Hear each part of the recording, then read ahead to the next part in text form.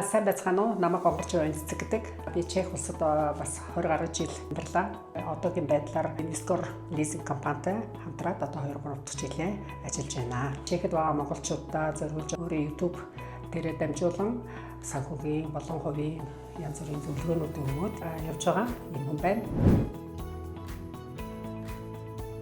За Investcore лизинг компани хэлийн чандад тархан суугаа монголчуудаа орон сууцны болон автомашины лизинг үйлчилгээ үзүүлж байна. За энэ компанид хүсэл гаргая гэсэн Монгол иргэд маань 21 нас хүрсэн байх ёстой. За тухайн улсдаа жишээлбэл Чехэд 6 сар амьдарсан.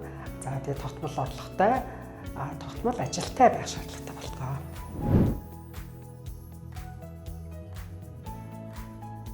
Гадаадд байгаа монголчууд гардаг нэг асуудал байдаг. Тэр нь яадгүй гэхэлэр бид нар чинь Монголдо гэр болгон байхгүй байгаа. Эргээд Монголдо ирлээ гэхэд нөгөө байранч байдаггүй, мөнгөнч байхгүй ийм бас хүндрэлтэй асуудлууд нэлээдгүй гардаг.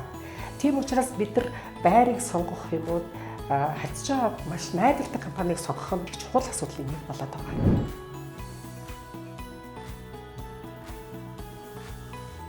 Энэхүү компанитай хамтарснараа миний хувьд бол би бизнес эрхлдэг. Гэхдээ давхар бас нэг бизнесийн орлогыг үүсгэр болж чаддаг. Онлайнаар хийх бүрэн боломжтой. Монголчуудын эргэх холбоо үүсгэж тэднэртэйгээ харьцаж байгаа нь маш сайхан давуу тал байдаг.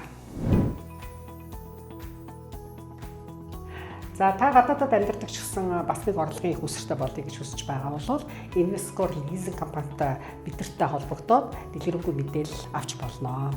Хүссэн хөрөнгө их орондоо хүссэн улсаасаа аял лизээр